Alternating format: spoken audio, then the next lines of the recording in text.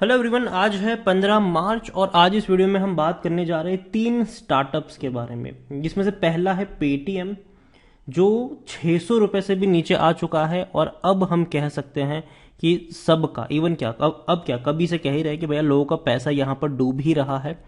2100 रुपये का इसका आईपीओ प्राइस था, 2100 रुपये के आसपास का इसका आईपीओ प्राइस था और आज ये 600 रुपये से भी कम है। 70% तक टूट चुका है पेटीएम का शेयर।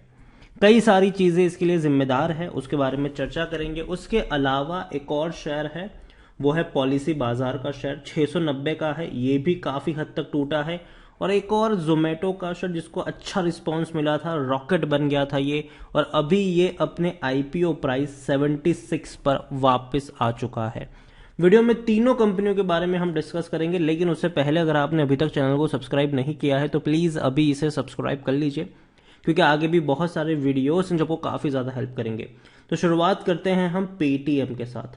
आज 12% की भयंकर गिरावट है, 82% डाउन है। अगर कल भी देखें तो कल भी बहुत बड़ी गिरावट थी, शेयर में लगातार गिरावट देखने को मिली है।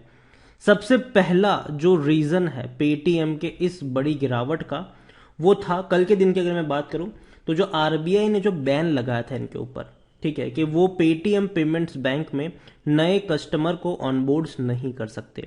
तो बैन आरबीआई ने लगाया था इनके ऊपर, सैटरडे को ये बैन लगाया था। इसी वजह से जब मंडे को मार्केट ओपन हुआ, शेयर में धड़ाम से एक बड़ा क्रैश देखने को मिला और आज के दिन भी क्रैश आया है। उसकी बात करें उससे पहले अगर हम देखें तो आरबीआई ने इनको स्टॉप किया है कि भैया पेटीएम पेमेंट्स बैंक में आप नए कस्टमर्स को ऑनबोर्ड नहीं कर सकते। कब तक? जब तक इनकी जो ऑडिट है वो खत्म नहीं होती। ठीक, conduct a comprehensive audit for its IT system.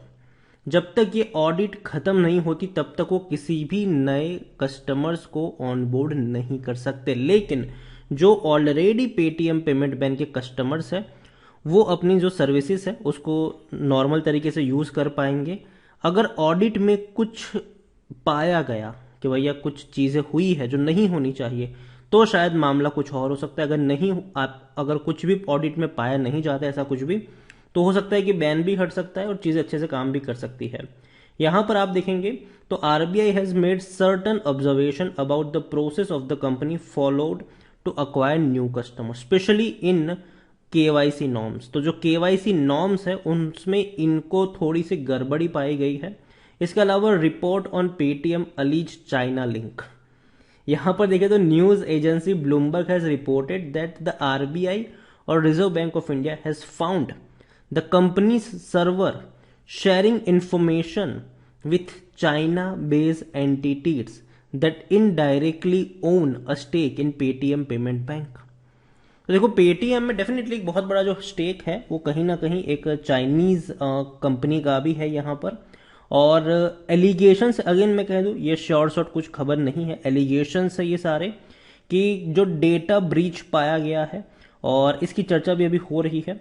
अब देखिए, Bloomberg citing source said the annual inspection by Reserve Bank of India found that the company server were sharing information with China based entities that is indirectly own stakes in Paytm Bank. तो ये चीज भी है। दूसरी, Paytm on data leak. Data leak की भी अगर हम बात करें तो however company put on denial और मंडे, मतलब कंपनी ने मना किया कि देखो, Paytm bank is proud to be completely home growth bank, fully comply with RBI direction and data localisation और the bank's data reside within the India. ये एलिगेशंस थे कि डेटा चाइनीज कंपनियों को दिया जा रहा है। पेटीएम ने क्लियर किया है कि ऐसा कुछ भी नहीं है, डेटा कहीं भी नहीं जा रहा है। तो ये सारी बातें हैं, अभी क्या निकल कर आता है उसका ये तो आने वाला वक्त ही हमें बताएगा। लेकिन आज की ये जो गिरावट है, आज की इतनी बड़ी गिरावट है, 12% की गिरावट, इस खबर के चलते कल गिरावट आ चुकी थी पेटीएम में, ठीक है। आज की 12% की गिरावट की वजह यह है कि पेटीएम में मुनीश वर्मा जो थे, सॉफ्ट बैंक से थे भैया, वो स्टेप डाउन कर चुके हैं बोर्ड ऑफ डायरेक्टर से। बोर्ड में जो उनकी पद था नॉन एग्जीक्यूटिव डायरेक्टर, वहां से वो स्टेप डाउन कर चुके हैं। अब देखिए, पेटीएम की बात करें तो इन्फॉर्म द स्टॉक एक्सचेंज, मतलब आज इन्होंने इन्फॉर्म किया है कि सॉफ्ट बैंक के जो मुनीश वर्मा है, a non executive non-independent director on its board has stepped down due to personal commitment and other preoccupations.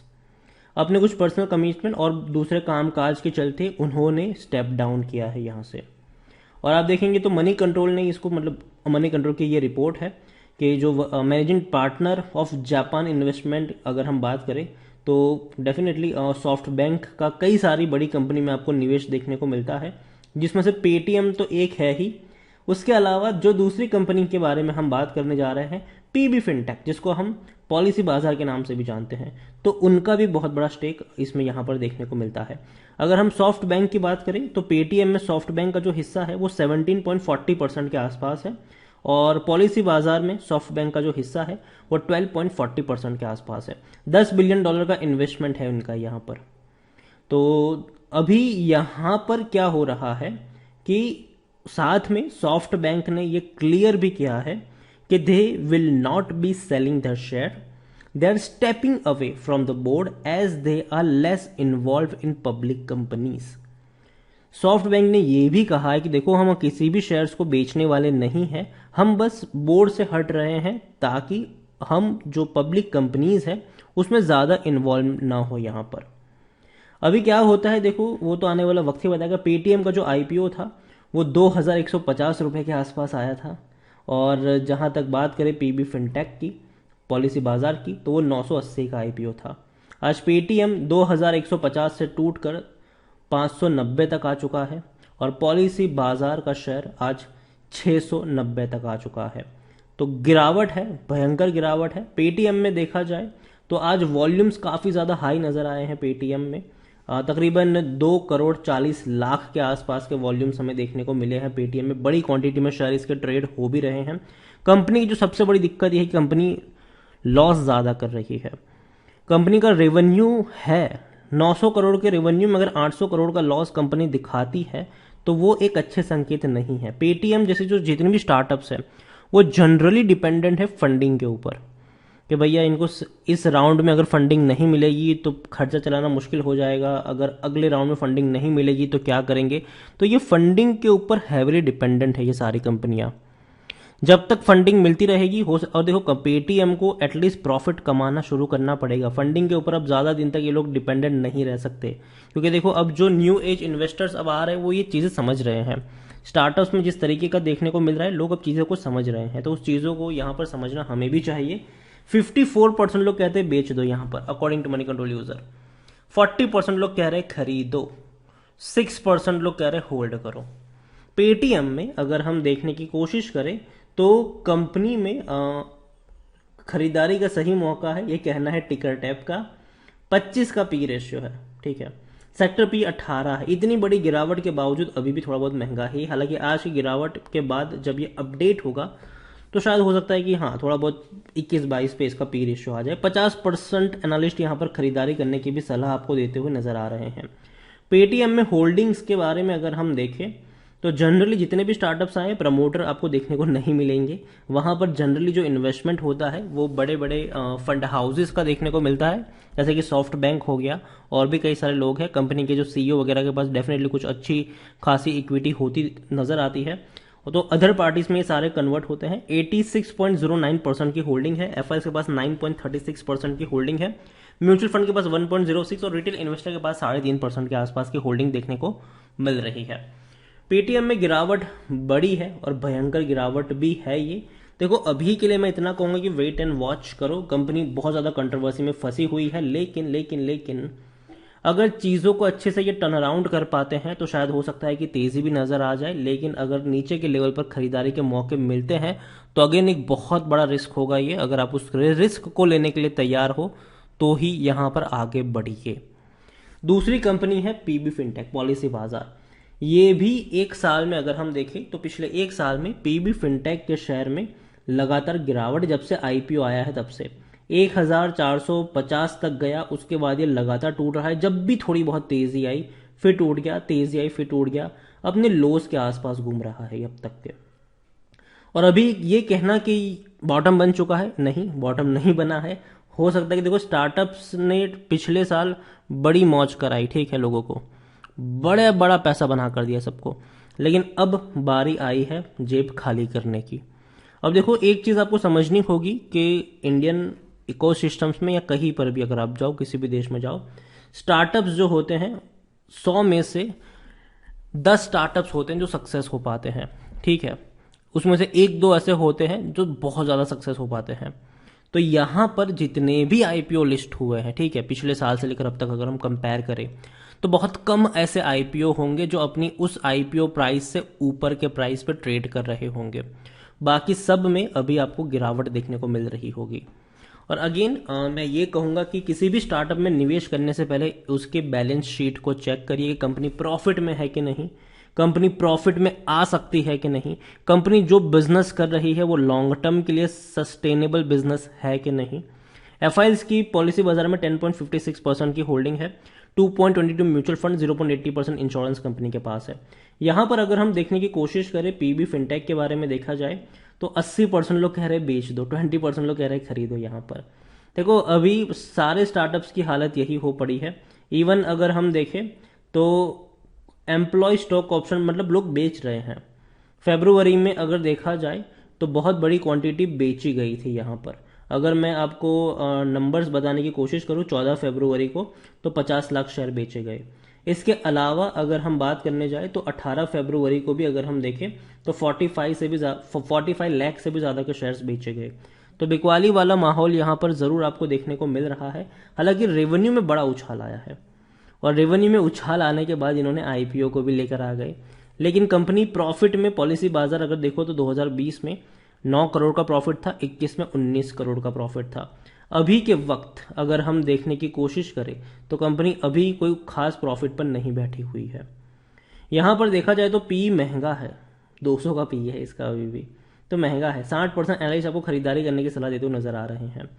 तो पॉलिसी बाजार में भी मैं कहूंगा इंतजार करिए, वेट एंड वॉच का ही सिलसिला यहां पर होना चाहिए।